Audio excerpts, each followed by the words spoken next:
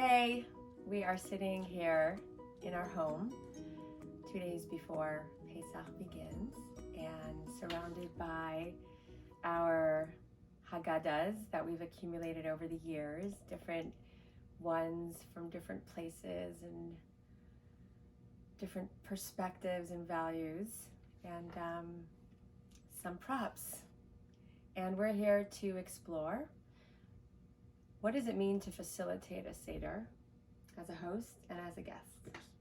So I'm going to be playing the host part, and Chani will be playing the guest part.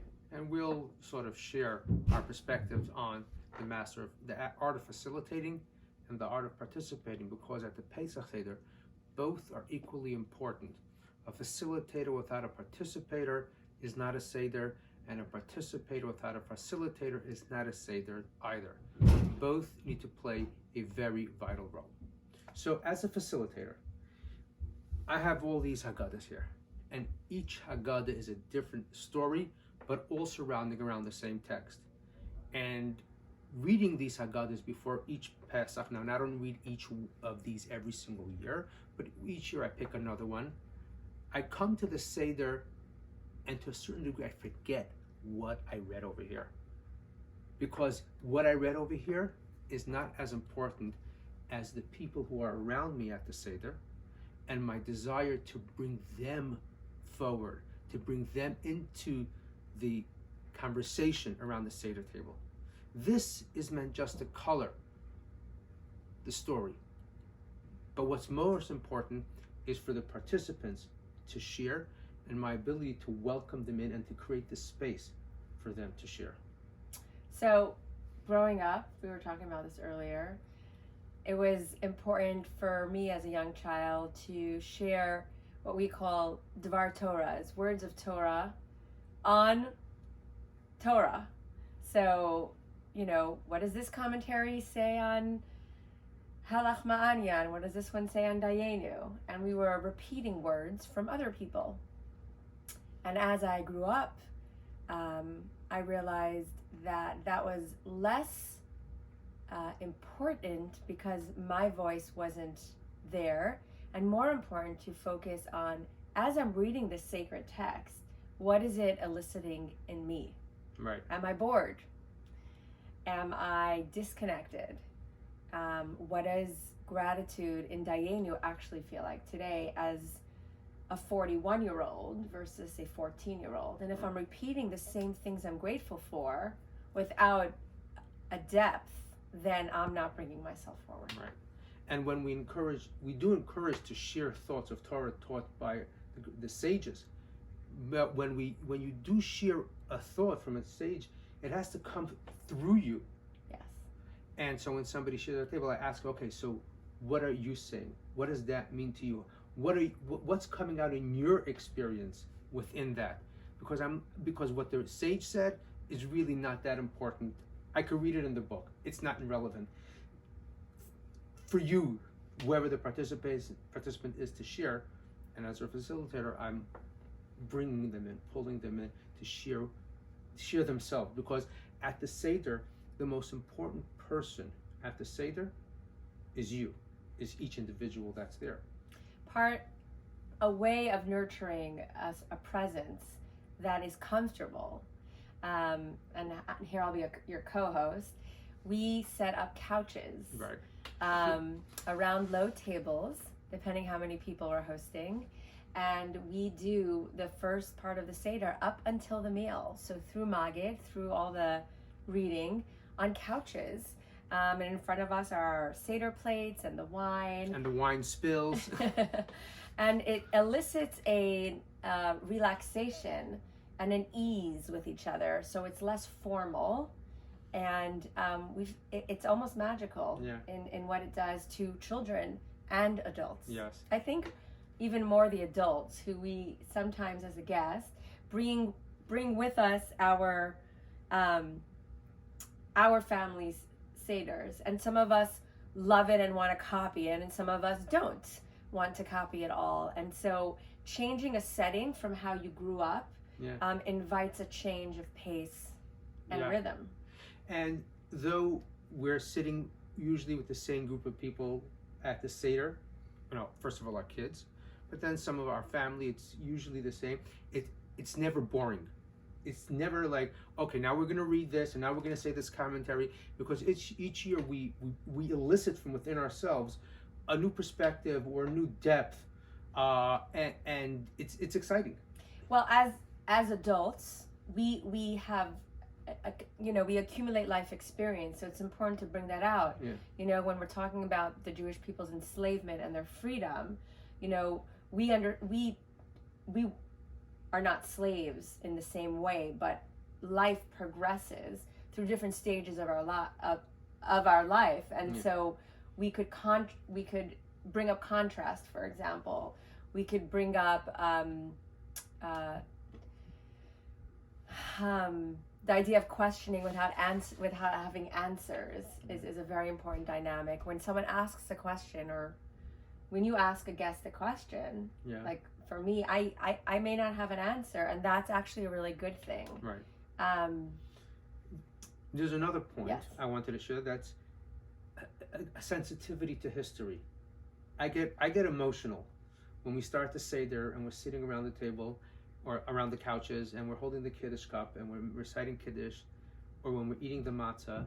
The thought that my parents, my grandparents, my great-grandparents, my great-great-grandparents, generations upon generations upon generations, were doing this same exact thing for hundreds and thousands of years, and now I'm sitting around the table and I'm doing it again.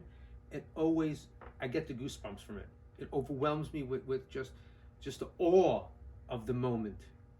So that's another element of the Seder, is the sensitivity to our past.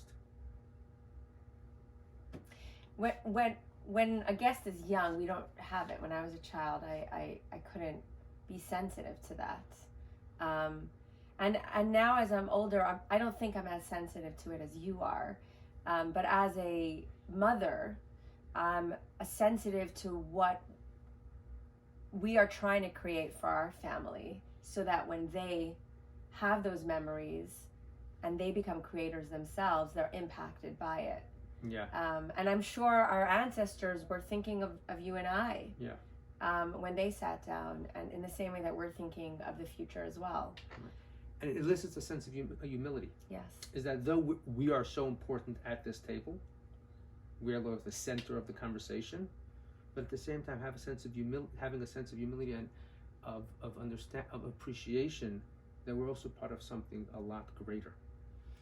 And that's being held and surrounded by God. The theme is salvation and freedom.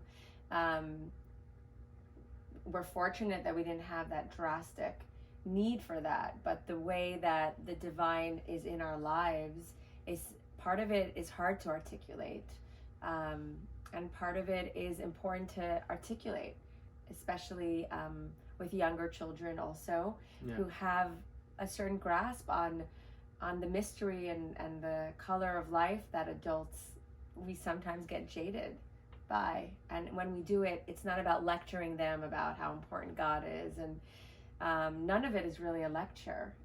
It needs to be a conversation. A conversation that comes from the belly. From the belly. I love it. It comes from the belly.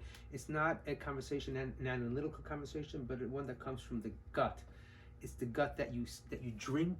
It's the gut that you eat. It's the gut that you recline.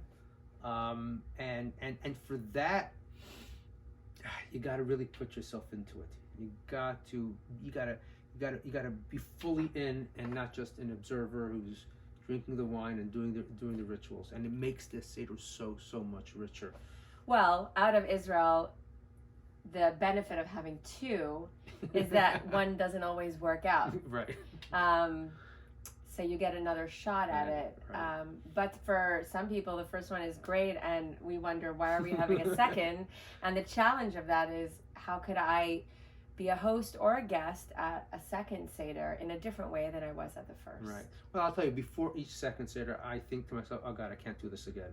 Because that was so long and so intense the first night. But then as we get into it, I'm like, wow, and it goes even longer. Longer in the sense we're more at ease and we're more comfortable with it in the second time around. And one thing we like to do at the end is when, at the end of the Seder, when we sing Lashana Haba, we dance. We just dance, and we go out on the street and we dance. And this year we invite any students who's around, who's done with their Seder, to come join us on the streets of Turner Street, and dance Lashana Haba B'Yerushalayim. It's part of letting go and doing something that is not part of the well, it's become part of our rhythm, but something that's loose and very joyous and trying to put ourselves in this imaginary sense of freedom, which many of us do take for granted. Right. Now, I'll be honest with you, not everybody's awake at that time. Yeah, as a guest, I'll say that sometimes I'm not even awake, but I won't go to bed. I'll be kind of sleeping on the couch because that noise of song and dance is tremendous. And some of the kids are up and some of the kids are not up. Yeah, we're talking about the wee hours of the morning. Yeah. One thing I wanted to tell you what this over here is. This is a gift bag that we're giving students. Students will be getting from the Chabad Student Club. Yes. For Pesach. Yeah, the first time that students will be here. Yeah. For Pesach. So we hope that what we shared with you gave you at least one idea of how you could bring yourself forward as a host or a guest.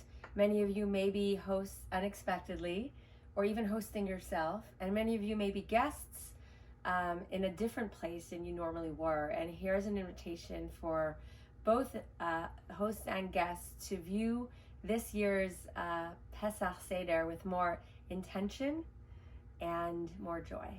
L'shana haba Yerushalayim. Habnuya. Pesach kasher v'samecha. Joyous and happy Pesach to you and your family.